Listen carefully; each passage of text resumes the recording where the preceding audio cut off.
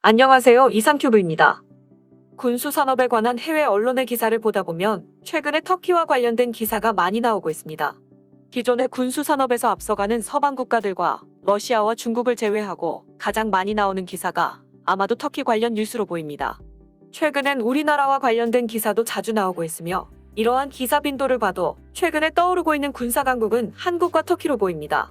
오늘은 오랜만에 터키와 관련된 이야기를 풀어보고자 합니다.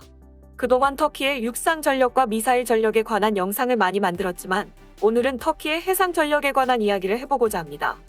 지난 7월 2일 미국의 국방 전문 매체인 디펜스 뉴스는 터키 해군은 함정 현대화의 일환으로 15척의 자국산 함정 건조 프로그램 밀겜을 추진 중인데 러시아산 S-400 파동으로 미국산 수직 발사 장치인 M41VLS를 입수하지 못해 터키가 자국산 VLS 개발 계획을 앞당기게 됐다는 보도입니다.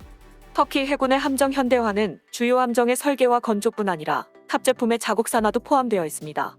하지만 당장의 터키가 개발하는 함정에 외국산 장비를 자국산 장비로 대체하는 것은 어렵기 때문에 터키가 최초 건조한 2,300톤의 아다급 코르베탐의 터키산 장비는 전투관리 시스템과 소나 등 일부에 그쳤지만 현재 건조 중인 3,000톤의 프리기타민 이스탄불급은 각종 센서와 전자기기 등의 터키산 장비와 CIWS와 대한미사일, 경어뢰 등 터키산 무기도 갖추고 있습니다. 다만 수직 발사 장치에 대해서는 계속 미국산 M41을 도입하여 차후에 건조 예정인 TF-2000급 구축함부터는 터키산 수직 발사 장치로 전환할 예정이었으나 S-400 파동으로 미국으로부터 M41의 수출 승인을 얻지 못하자 터키는 국산 VLS 개발 계획을 앞당겨 이스탄불급 프리기탐에 도입하기로 결정한 것으로 알려졌습니다. 이 터키산 수직 발사 장치인 MDAS는 미국의 MK41과 비슷한 구조이지만 전장이 확장되어 MK41에서 가장 전장이 긴 스트라이크 렌스보다 30cm 긴 8m로 되어 있습니다. 터키산 수직 발사 장치인 MDAS에는 터키산 지대공 미사일인 히사르 시리즈와 대한 미사일 ATMACA를 통합해 운용할 예정이며 엔진은 독일제 디젤 엔진과 미국제 가스터빈 엔진을 장착하여 운용할 예정입니다. 매우 흥미로운 것은 MDAS의 확장판이 개발되고 있다는 점이며 이 수직 발사 장치에는 터키가 개발하고 있는 신형 순항 미사일 지진과 사거리 100km 이상으로 확장된 지대공 미사일 히사르유가 통합된다고 하는데 어쩌면 한국이 개발하고 있는 KVLS-2에 필적하는 크기로 개발될 수도 있습니다. 참고로 터키가 자국산화에 성공한 함정용 장비와 무기는 수입에 의존하던 것을 대체하는 것이므로 미국이 개발한 이지스 시스템과 SM-6 같은 특출난 성능을 갖춘 무기 체계를 자국산화한 것은 아닙니다. 그러나 수십 년 만에 수입에 의존했던 각종 함정 장비를 국산화해온 터키 방위산업의 노력은 인정을 해줘야 할 것입니다. 여기에 터키산 위상 배열 레이더와 순항 미사일, 지향성 에너지 무기가 통합될 예정인 TF-2000급 구축함을 2030년대까지 7척을 건조할 예정이며 이 함정이 등장하게 되면 동지중해에서 터키와 맞서고 있는 그리스 해군은 일시적인 어려움을 겪을 것입니다. 이러한 터키 해군의 함정 전력 강화와 함께 주목되고 있는 것은 터키의 잠수함 전력의 강화입니다. 터키는 지난 3월에 라이스급 잠수함을 진수했으며 내년에 실전 배치할 예정으로 터키 해군은 2027년까지 라이스급 잠수함 6척을 골택 조선사로부터 인도받을 예정입니다. 독일이 설계한 214급 잠수함의 변형 버전인 라이스급 잠수함을 터키 해군이 갖게 된 것을 두고 군사 전문가들은 동지중해에서 영유권과 가스전 탐사 문제 등으로 갈등을 빚고 있는 나토 회원국인 터키와 그리스 간의 힘의 균형이 무너진 것이 아니냐는 평가를 내놓고 있습니다. 두 번째 라이스급 잠수함인 히지르함도 올해 중으로 진수할 것으로 전망됩니다. 라이스급 잠수함이 지중해의 게임 체인저로 불리는 이유는 공기 분류 추진 체계를 탑재했기 때문입니다. 수소 연료 전지에 산소와 수소를 투입하여 잠수함 내에서 전기와 물을 생산해 동력을 얻는 AIP 방식을 채용한 잠수함들의 최대 잠안 기간은 3주에 이릅니다. 길어야 2-3일에 불과한 전통적인 디젤 잠수함으로선 상대하기 힘든 수준입니다. AIP 탑재 잠수함은 소음 문제에서도 탁월하여 이 부분만 떼놓고 본다면 핵추진 잠수함보다도 낫다는 평가도 있습니다.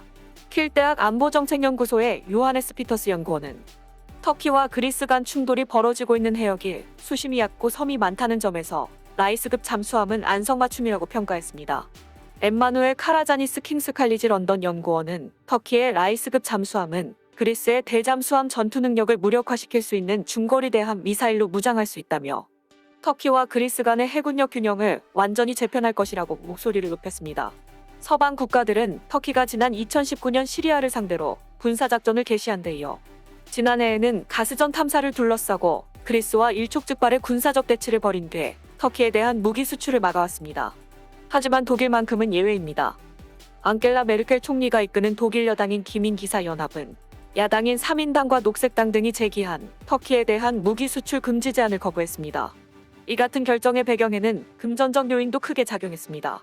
독일은 완성한 잠수함을 판매하거나 잠수함 기술을 이전하면서 약 35억 달러 규모의 이익을 거두고 있습니다. 이는 지난 10년간 독일이 거둔 무기 총 수출액 140억 달러의 4분의 1에 해당합니다. 독일은 1960년대 이후 전 세계 17개국 해군에 120여 대의 잠수함을 판매하며 글로벌 잠수함 시장을 장악하고 있습니다. 일각에선 터키에 대한 독일의 잠수함 기술 판매가 중단되지 않았던 데는 국내 정치적 요소도 크게 작용했다고 보고 있습니다. 300만 명에 이르는 터키계 이민자들의 눈치를 보지 않을 수 없다는 것입니다. 시내 마다르 베를린 응용 터키 연구센터 연구원은 독일에게 있어 터키와의 관계는 외교 정책일 뿐만 아니라 당장의 국내 선거 결과에 영향을 미칠 수 있는 정치적 문제이기도 하다고 분석했습니다. 터키의 해군력 증강은 그리스에겐 재앙과 같지만 나토 전체를 봤을 때는 불가피한 조치란 분석도 나오고 있습니다. 서유럽에 대한 군사적 위협을 강화하고 있는 블라디미르 푸틴 러시아 대통령의 움직임을 최전방에서 견제하고 있는 국가가 바로 나토 동맹국 중 하나인 터키이기 때문입니다. 우크라이나로부터 크림반도를 강제 병합한 후 흑해에서 나토군에 대한 군사적 압박 횟수와 강도를 높여가고 있는 러시아에 맞서기 위해선 흑해 지역의 맹주국 중 하나인 터키에 해군력을 키워 맞설 수밖에 없다는 것입니다. 나토 역시 회원국인 터키와 그리스 간의 긴장을 완화하기 위해 적극 중재에 나서고 있습니다. 올 들어 나토는 6차례 회담을 소집하여 터키와 그리스 간의 군사 한라인 개설을 주선했습니다. 이 덕분에 동지 중에 가스전 탐사를 둘러싼 터키와 그리스의 협상은 올해 초 재개됐고 타이프 에르도안 터키 대통령과 키리아코스 미토타키스 그리스 총리는 지난달 14일 나토 정상회의와 별도로 단독 정상회담을 갖기도 했습니다. 터키는 이처럼 독일에서 기술 이전 받은 잠수함으로 최근에는 해외 시장에 적극적으로 진출하고 있습니다. 특히 우리나라의 주요한 잠수함 판매처인 동남아 국가에 적극적으로 어필하고 있습니다. 터키는 프라보어 국방장관이 2019년 10월에 국방부 장관에 취임한 이후 그를 2019년 11월과 2020년 2월 두 차례 터키로 초청해 AIP 기관을 탑재한 214급 잠수함을 견학시켜 홍보했으며 프라보어 장관은 터키에서 인도네시아로 돌아온 후 한국의 잠수함을 흠잡기 시작했습니다. 덧붙여서 프라보어 국방장관은 작년 10월 유럽을 방문했을 때 터키도 방문했다고 알려져 있습니다. 그리고 한국이 건조하여 인도네시아에 수출한 209급 잠수함에도 터키산 무기가 장착되어 있습니다. 영국 방산 전문 매체 제인스 디펜스는 최근 터키 방산업체 아셀산이 생산한 어뢰제모와 기만기가 지난해 11월 22일에 인도네시아에 도착했다고 전하며 어뢰와 기만기 체계는 인도네시아가 보유한 잠수함 3척에 모두 설치된다고 보도했습니다. 앞서 인도네시아 해군은 2019년 3월에 나가파사함 제모와 기만기로 터키제 조카를 선정했습니다. 제모는 적 음향 유도 어뢰에 강력한 소음을 발사해 무력화하는 장비이고 기만기는 적이 노리는 잠수함과 비슷한 소음 등을 담은 음향체를 발사해 잠수함이 아닌 디코이로 어뢰를 유도하는 장치입니다. 아셀산의 발사기 체계는 잠수함 위치를 노출하는 거품을 발생하지 않고 한 번에 최대 24발의 디코이나 제모를 발사할 수 있다고 전했습니다. 이처럼 터키는 독일에서 전수받은 기술로 해외 시장에 적극적으로 진출하고 있으며 현재 독일의 금수 조치로 수출은 못하고 있지만 우리나라가 터키의 전차와 자주포 기술을 전수해줘 터키의 알타이 전차나 프르티나 자주포가 해외에 진출하고 있는 것처럼 터키제 잠수함도 동남아 시장에서 한국의 잠수함과 경쟁할 수도 있기 때문에 터키 잠수함의 동향을 주목할 필요가 있습니다. 이상 마치겠습니다. 시청해주셔서 고맙습니다. 이상튜브였습니다.